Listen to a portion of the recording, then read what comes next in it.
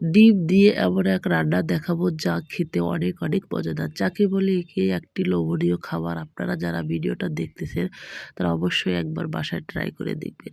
আমরা ডিমটা যেভাবে ভাজি সেম সেইভাবে রেডি করে নিয়ে একটি বাটিতে দেবো, দিয়ে ঢাকনা দিয়ে গরম পানিতে বসিয়ে দেবো। আপনারা ইচ্ছা করলে এই ডিমটা পলি ব্যাগে করে ভাতের উপর বসাতে পারেন, সেটাও কিন্তু অনেক সুন্দর হয়। তারপর আমাদের এটাকে নামিয়ে নেওয়ার পরে ছোট ছোট করে পিস করে কেটে নিতে হবে। দেখেন সেম এইভাবে করে আমরা কেটে নেব। হয়ে গেলে তারপর আমরা পেঁয়াজ ভেজে নেব।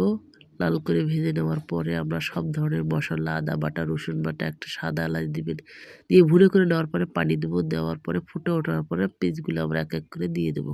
তারপর হওয়ার শেষের দিকে আমরা এখানে জিরে ভাজা গুঁড়োগুলো দেবো, তারপরে পেঁয়াজের বেরেস্তাগুলো দেবো।